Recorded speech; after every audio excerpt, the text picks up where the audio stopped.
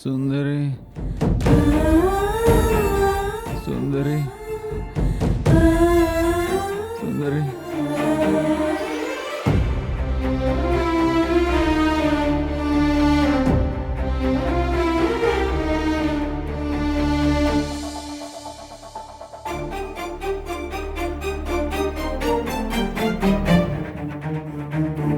సుందరి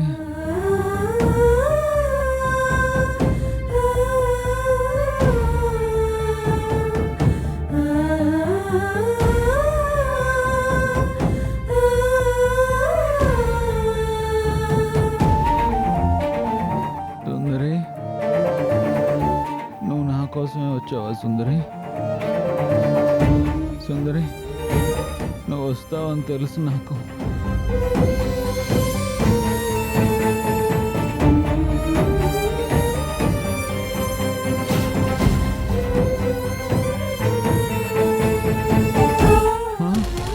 సుందరి సుందరి సుందరి సుందరి నువ్వు వచ్చావు సుందరి నువ్వు ఎక్కడున్నావు సుందరి నాన్న నువ్వు ఎక్కడున్నావు సుందరి కన్నయ్య సుందరి ఏమైంది నాన్న సుందరి వచ్చింది ఎక్కడ సుందరి ఇప్పుడు ఎక్కడ ఇక్కడ ఏమైంది నాన్న ఆ, అమ్మా నా కోసం సుందరి వచ్చింది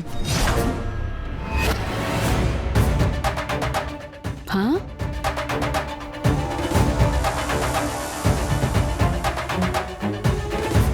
బాలా ఏమైనా కలగన్నావా లేదు బాబాయ్ నిజంగానే నా కోసం సుందరి వచ్చింది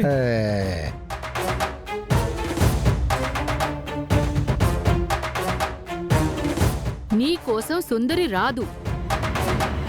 నువ్వేదో పొరపాటు పడుంటావు. ఆ, లేదు పిన్ని సుందరి వచ్చింది నేను చూసా నా కళ్ళతో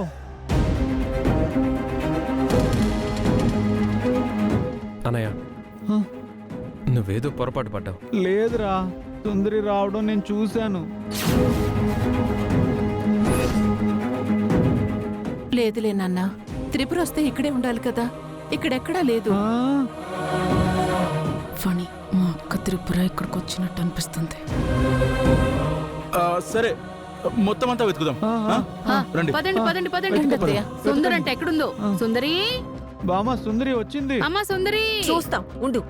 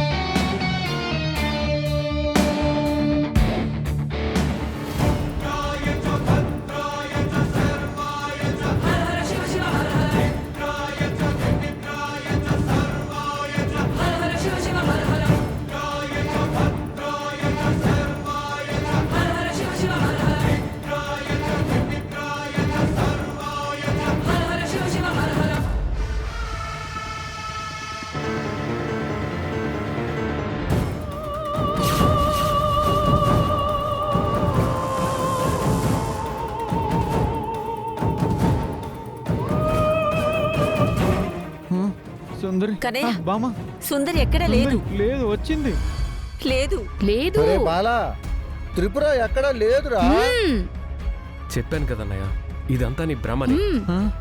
ఆ, ఆ, అమ్మా ఎంతసేపు ఆ త్రిపుర గురించి ఆలోచిస్తుంటే బాలా ఏమైపోతాడేమోనని భయంగా ఉందమ్మా.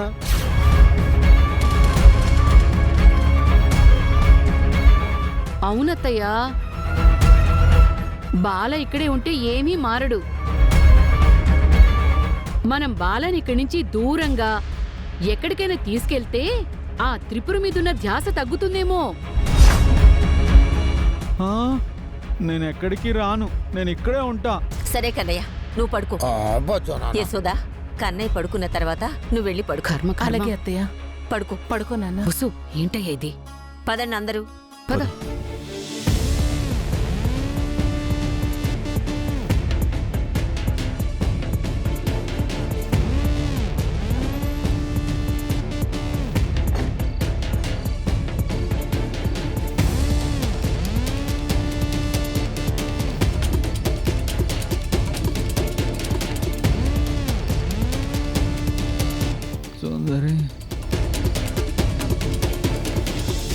సుందరి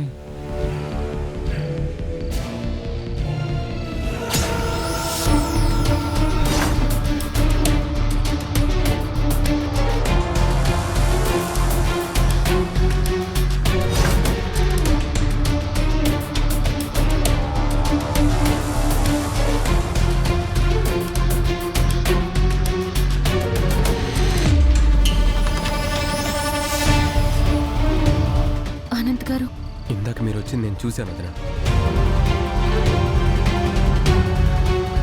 అందరి ముందు మీరు వచ్చారని చెప్తే మళ్ళీ పెద్ద గొడవ అవుతుందని ఆలోచించి మీరు కనపడలేదని అబద్ధం చెప్పాను. చూశారు కదా వదిన అన్నయ్య పరిస్థితి ఎలా ఉందో. 24 గంటలు మీ గురించి ఆలోచిస్తూ మిమ్మల్ని తలుచుకుంటూ ఉన్నాడు.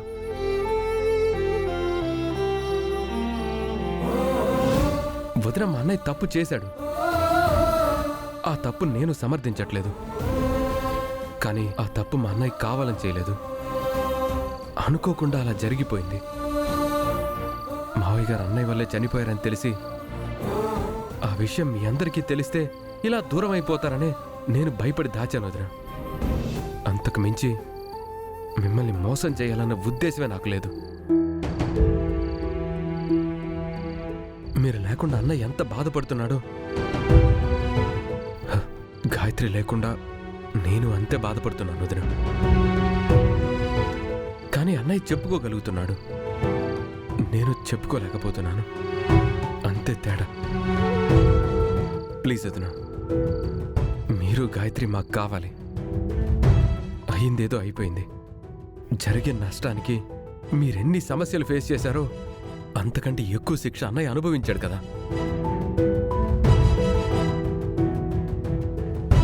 స్టిల్ ఇప్పటికి కూడా అన్నయ్య శిక్షను అనుభవిస్తూనే ఉన్నాడు వదిన.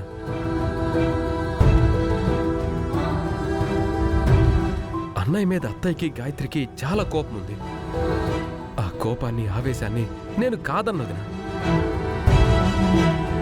కానీ ఆ కోపాన్ని దాటి ఆలోచిస్తేనే కదా సమస్యకి సొల్యూషన్ దొరికేది. దయచేసి అత్తయ్యకి గాయత్రికి అర్థమయ్యేలా చెప్పండి. అన్నయ్య చేసిన పొరపాటుని మన్నించమని కన్విన్స్ చేయండి. ఎందుకంటే గాయత్రి లేకుండా నేను ఉండలేను వదిన.